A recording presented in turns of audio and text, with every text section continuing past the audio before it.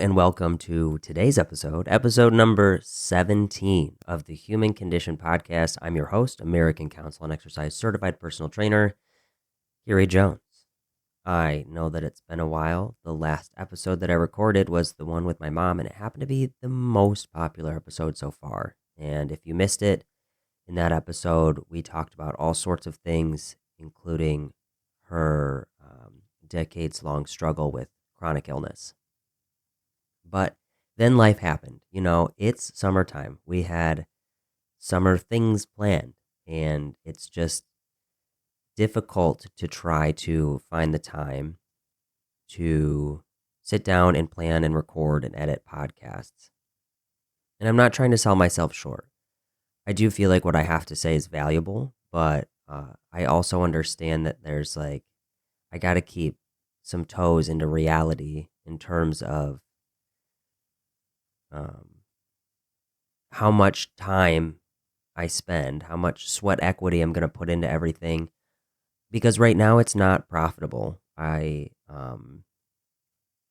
have my socials, I have my website, I write my blogs, but it's not earning any money, and so I'm trying to stay present in my life and be very realistic. And so I think what I'm going to try to do from this point forward is just record maybe one podcast episode a month just until I get some traction, because if there was a lot of people that were looking forward to the episodes, if there was a lot of people listening to it, then of course I would want to deliver on something that they would find beneficial and that they would actually want to listen to.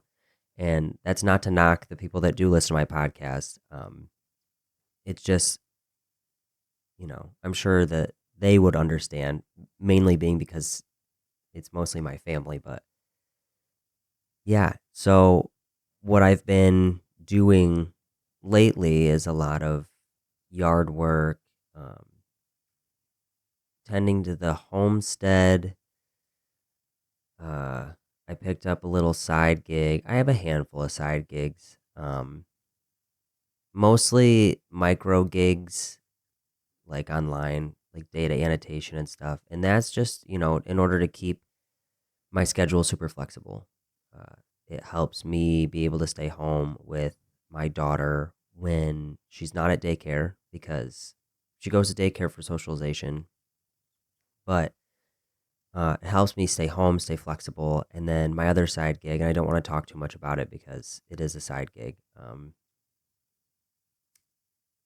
Basically, it's a paid workout, and it's a lot of manual labor. And you know what's funny is I actually thoroughly enjoy manual labor, and I don't know why. I don't know if it's just because it's the workout or it's the grit you got to put into it. I don't know what it is, but I enjoy it thoroughly. So I have a handful of things going, and those are starting to take up a little bit more time uh, than the time I have available to spend on my business. And that's not because I don't care about my business. That's not because I don't want to see my business become profitable.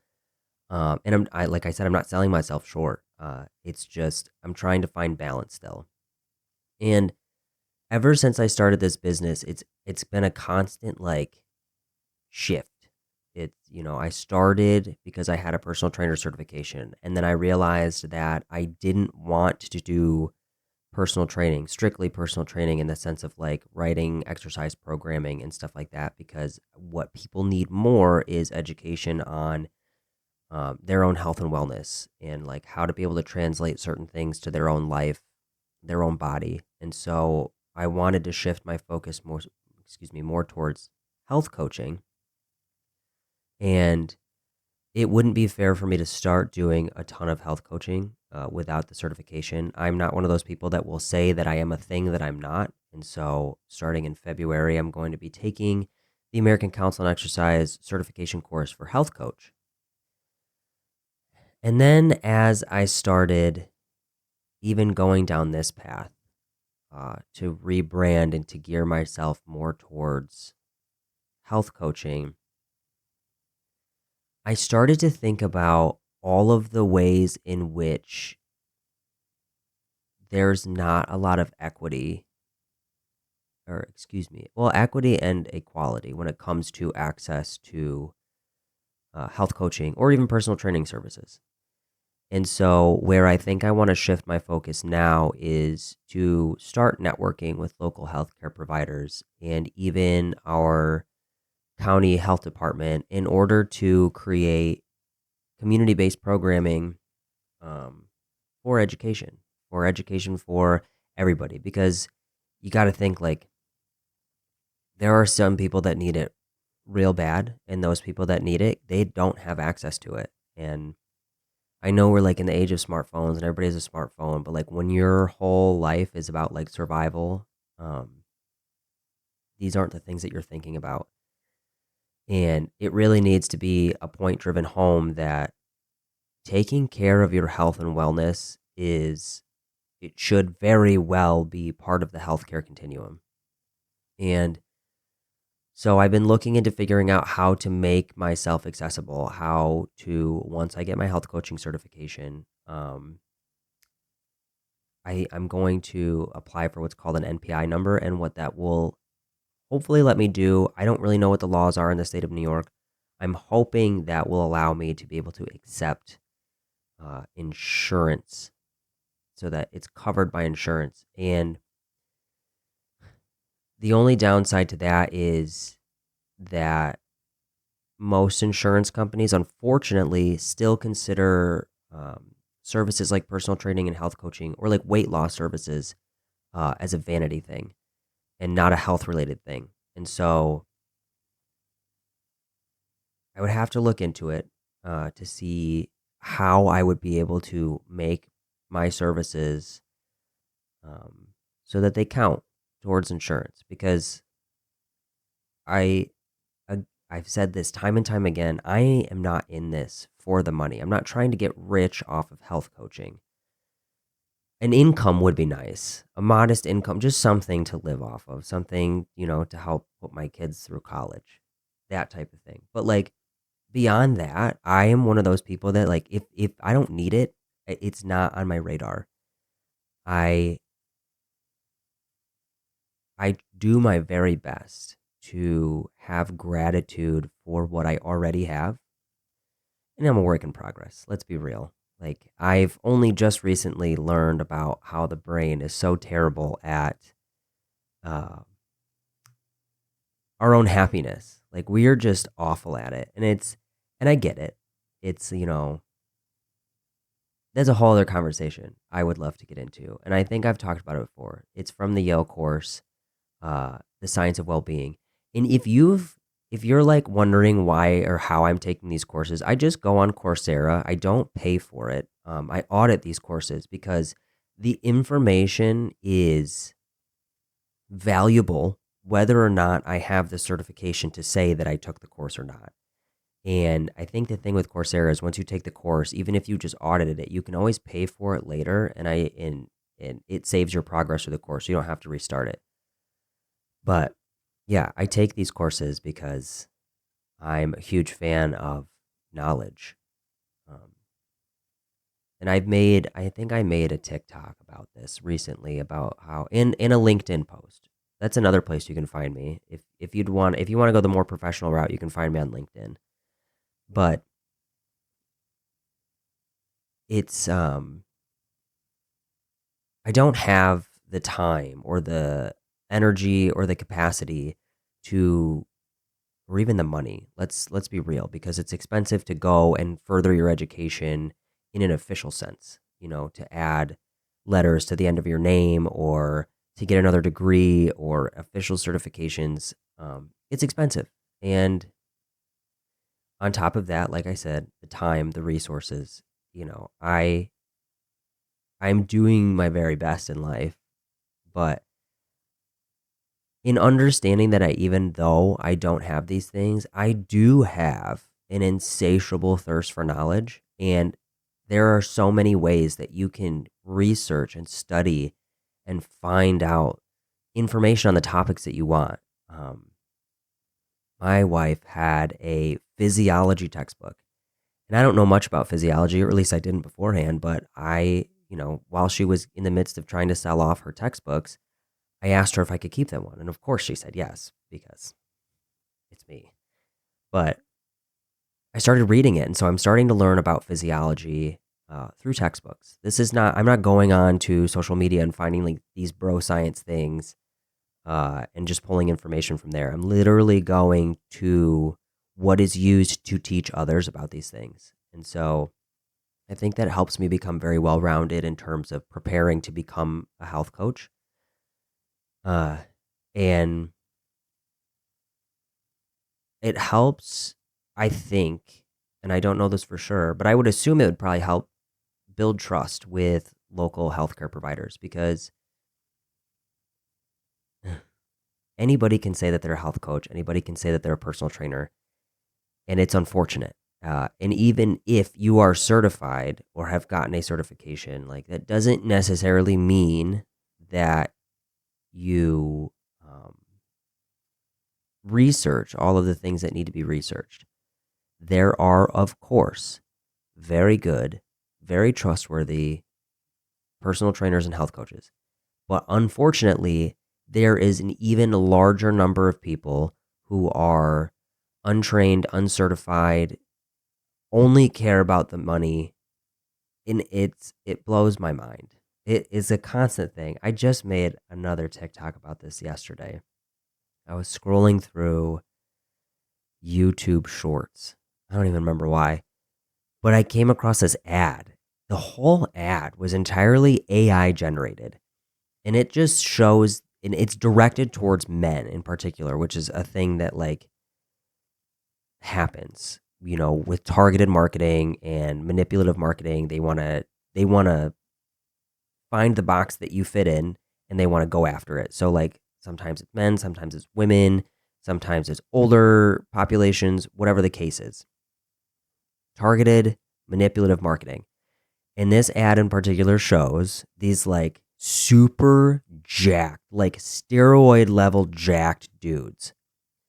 And they're being interviewed by these like little skinny women. And basically, the whole premise of the thing is like, you need to do military workouts. Military workouts. All men should do military workouts. And it's like, the whole ad is just, you're setting unrealistic expectations. You're promising quick fixes. You're showing these extreme versions of body types that have been very well studied to be what some people want. And you're using that to sell your stuff to somebody. And I hate that so much. So these are probably people who decided one day that they were going, and maybe they decided in the beginning that the whole thing was to help people, but then I don't know. I always want to believe the best. I always want to believe the best in people, and that their intention when starting out was because they genuinely wanted to help people. But when you're putting ads out like that and you're manipulating people that badly just so you can get them to pay for your subscription service, it makes me mad. But again, it happens. Even with actual certified people, it happens. Money is money makes the world go round, unfortunately. And it has this like death grip on people's brains sometimes. So that was a very long-winded way of me saying that like I'm not in it for the money. I know how much I need to survive. And so I don't intend on charging premium prices for my services. What I would love to do in absolute all honesty is just to help people. I want to be able to have a network of doctors who, excuse me, who they don't have the time to spend with their patients. They don't. And I hate that for them. But then for them to know that like I exist, I'm here for them, I'm here to help their patients, whatever the case is, admit, your patients can come to me and then I will educate them as best I can. I will coach them through as best I can, whatever preventative uh, things we can tackle, and then whatever things we can tackle to deal with whatever they currently have. So, the cost of healthcare in this country, the cost of chronic illnesses, the cost of like disorders and things like metabolic disorders from just a lack of knowledge or like the environment that we've created as a society. It's astronomical. You should look it up sometime. Look up the figure of how much we spend as a population on healthcare. And I would be willing to bet a lot of money if I had it. You know, if I was like a billionaire, I would bet a lot of money on this, but I'm not, so I'm not going to. But if I were, I would be willing to bet a ton of money that a network of health coaches that are ingrained in the healthcare system, health coaches and personal trainers. I don't want to knock that I have a personal trainer certification. I don't want to knock other personal trainers. It's very valuable, because in one aspect, you have the education portion where you're teaching people about themselves, about physiology, their own biology. And then you have the personal trainer who can then walk them through the types of exercises that would be the most beneficial for them and teach them how to move their body in a way that would not cause further damage or damage, period. Um, it would just, I really need to learn how to complete sentences because when I don't do that, I lose my train of thought so easily. But yes. Oh, we would be able to put a major, major dent in the cost associated with healthcare.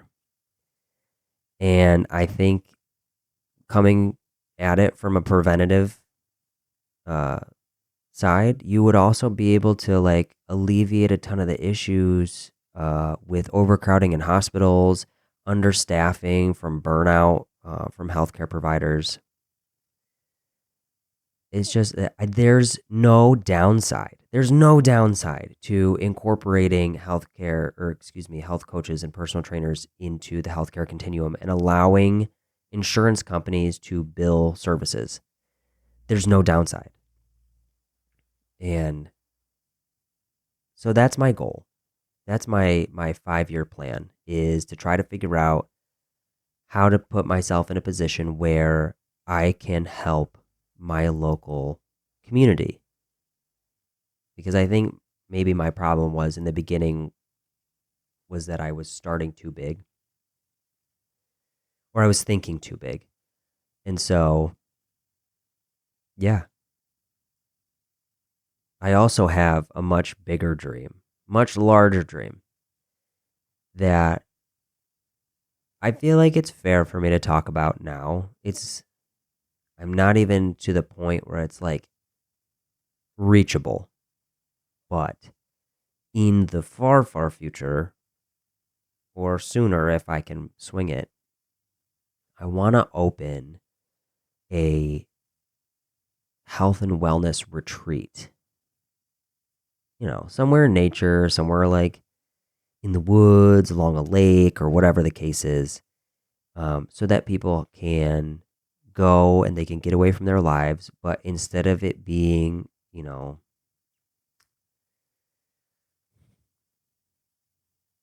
I don't know what the word is I'm looking for. When most people think retreats, they think of like spas. And the intention for this would not be necessarily for a spa. It would be, excuse me, it would be like where you would go to like unplug from your life, and then learn about yourself, about your body, about physiology, about things that impact you, um, receiving really personalized information, um, being able to like stay in a cabin, go do some cold plunges, uh, talk to a health coach, maybe mental health help. It's a big dream. I have this vision in my head of a facility that's surrounded by like little cabins where people just They spend a week or more, however long they want to stay, and they just can go to the main building and they can see a doctor, or they can have their blood work, complete blood panels done and explained to them in a way that makes sense. Get their VO2 max, basically like learn where, like, it's like a point in time in your life and you just learn about yourself. So, I mean, that's a huge, huge dream. It's a huge dream of mine. It is beyond where I am currently at. But if you're listening to this podcast and you want to be a part of it, I am more than willing to create networks of these things. So reach out to me. But all of that started stemming from my research on chronic stress. And this is a perfect segue into one of the recent blog posts. There's been too many posts since the last time I recorded a podcast to cover all of them. And really, this chronic stress one is the one that's been the most popular recently. Chronic stress it can be anything. It's like exposure to stress internally or externally, mostly externally. And it can be acute exposure to major stress that causes prolonged effects like PTSD. It can be chronic exposure to environmental stress or just any external stress force, like going to work and you don't like your boss, or you have a toxic job, and so but you have to go there every single day. Or even like, and I wish that this was more spoken about, your financial situation. Obviously, yes, it's going to cause stress, but like the impact of chronically worrying about your finances uh, has physical ramifications. The impact of chronically worrying about anything has physical ramifications. And then there's also what's called anticipatory stress. So, like, it's your body's reaction to what you think is going to be stressful. And so there's a difference between chronic stress and just normal amounts of stress. What happens with chronic stress is you end up with what's called allostatic overload. Your body is always trying to find homeostasis. Just the perfect balance of what it is that you need to be perfectly you. And then there's allostasis, which is like, it's kind of like a flexible version of homeostasis. How it like reaches up and down or whatever, changes its what it considers perfect based on like the body's needs. An allostatic overload is when your body is constantly fighting this stress, and it's changing and changing and changing and rising, like lifting its stress response, because that's just what your body is trying to become accustomed to, which is not what it's supposed to do. And then at some point, that system becomes overloaded and you can no longer deal with new stresses coming in, or like the new feeling of stress. And so your body then goes into a state of chronic stress. And chronic stress has these like cascading systemic effects across the body. It is amazing. I don't mean like, I mean amazing in terms of like science, like the actual bare facts of it, and not that it happens to so many people in the world. It's a huge epidemic. I wrote in that, like, the blog is titled that it is a silent epidemic, and it is a silent epidemic. It's unfortunately the way that healthcare works is they treat acute symptoms of things. Chronic stress can be one of those things that causes certain acute symptoms like fatigue or constant headaches or gut health issues. But a lot of people suffer with it. So there are a lot of I want to say, I don't want to call it misinformation because it's not intentionally misinformation. It is just a lot of like alternative medicine trying to find the answers to what Western medicine can't tackle right now. And like one of the things is they talk about cortisol, and huge thing. I've been seeing this online. Cortisol, like here's a low cortisol diet, cortisol slowly killing you, cortisol this, cortisol that. And I want to clear the air right now. Cortisol is an amazing chemical for the body. It is necessary because what it is it acts as the groundskeeper. And you know how like a groundskeeper has all the keys to all the doors. So when the stimuli of stress comes into the body, your body releases cortisol, the groundskeepers, and they then go across the body and they start unlocking or locking or turning things on or off. Whatever the case is, they can interact with almost every bodily system in order to put the body in like fight or flight mode, whatever is decided. And then it basically, you become a transformer. Like you're just suddenly everything that you need to fight or to flee is exactly where it's supposed to be, all because of cortisol. There is a misguided information that this causes what's called adrenal fatigue, and your adrenals don't necessarily fatigue. It I don't want to get too far into the weeds and trying to explain like the difference because I understand where the concept came from. I can draw the conclusion as to why this information was put out because your adrenal axis is part of your stress response, and I can also understand why people think that cortisol is the enemy because cortisol turns everything on and off. And so basically, what this boils down into is most of the information that gets put out on social media that is not backed by science, or there's no easy way to explain it, or it's alternative medicine, whatever the case is, it's unintentionally misguided, oversimplified ways of explaining things. Although, in my research, there's got to be a better way to explain things. The body is a complex system of feedback loops that all feed into each other, and they either are the cause of or the effect of another. And there's really no way to figure out what that is.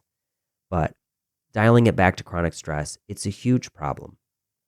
And it has health implications. And if you're only dealing with the acute symptoms, if you're only dealing with the gastrointestinal distress, if you're only dealing with the headaches, if you're only dealing with the sleep issue, but you're not dealing with the stress, you're just going to keep having problems. You may be able to solve the problem temporarily, but you have got to put in the work. And two of the most researched and still like the most used in order to deal with chronic stress is making sure that you're getting regular exercise and mindfulness. And mindfulness doesn't necessarily have to be meditation, because that's what a lot of people think. Mindfulness, and they automatically imagine like having to sit and breathe quietly. Mindfulness can be so many things. It's really what it is attempting to do is bring you more present in your life. And that's a thing that's needed too. I really feel like everybody is operating at a certain level of stress just based on the times that we live in now. Like your access to your phones and the internet, there's a net positive there. It's a net positive, but I really feel like it's my personal opinion that it's barely a net positive. Uh, there's a lot that needs to be discussed in terms of our access to social media. But yeah, if you're dealing with chronic stress, or you don't realize that you're dealing with chronic stress, like really start to think about what it is that impacts your life on a daily basis. Like, do you have a toxic job? Are you in a terrible relationship? Do you have minor stresses? Like maybe you're in a period of time in your life where like you have kids that throw temper tantrums all the time, or like angsty teenagers.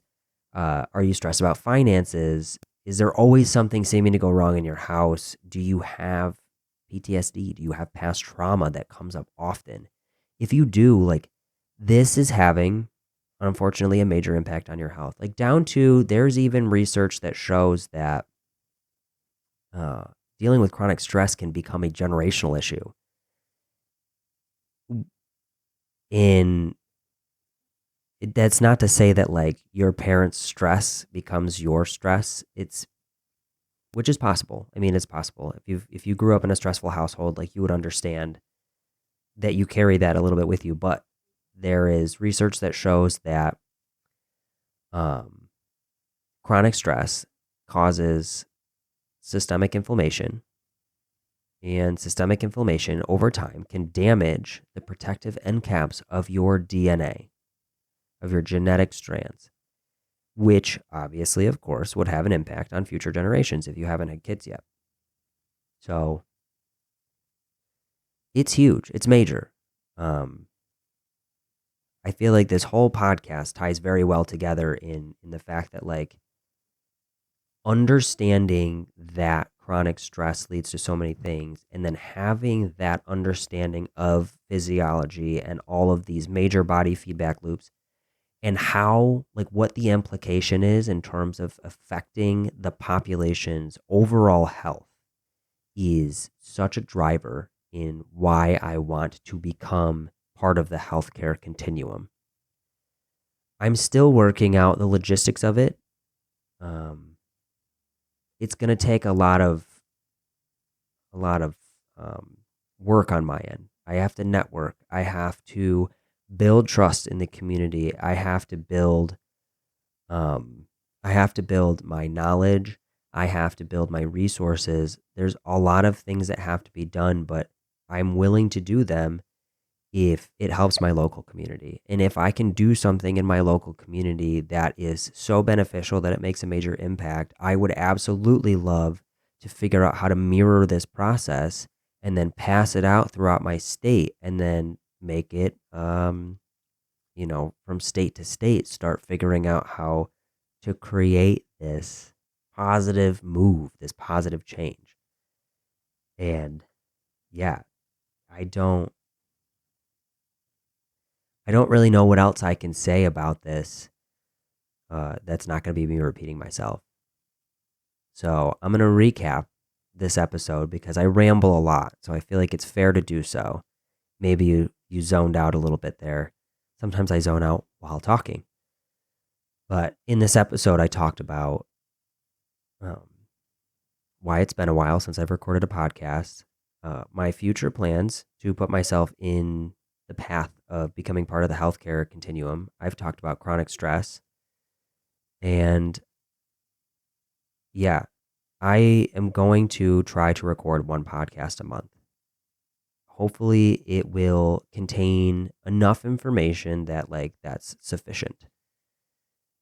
But again, I've said this before. I like to hear from other people. And when I can hear from other people, it gives me more fuel to talk about things, either on my social media and my content, or on my podcasts, or even like sometimes it gives me ideas what to write blogs about. So if you're listening to this and like you're nervous about reaching out to me, please don't be. Um, if the case is that like you're one of those people that's like, oh, you know, I'll send an email or I'll write a message or whatever, and they're just not going to get back to me, or like maybe I don't need it that much, or whatever the case is. I know a lot of times people reaching out is driven a little bit by fear or anxiety of the social situation. I'm going to answer. I'm going to answer. I am genuinely excited to hear from other people. So, yeah, that's that's this episode of the podcast. And I've noticed over the course of recording this that for whatever reason, my camera will lag behind and then catch up. And I'm sorry about that. Ever since I did my workshop, I haven't been able to figure out how to reset everything up correctly because I didn't even have it set up correctly for the workshop. Unfortunately, I found out immediately as soon as I hit stream. But we're working on it. I'll have to plan another workshop soon because I like giving out the information when I can. I like providing information to people. I like giving people the information that they can then take home and go, oh, I can fix this part of my life. So, in order to avoid more rambling, I'm just going to hop off. So, until next time.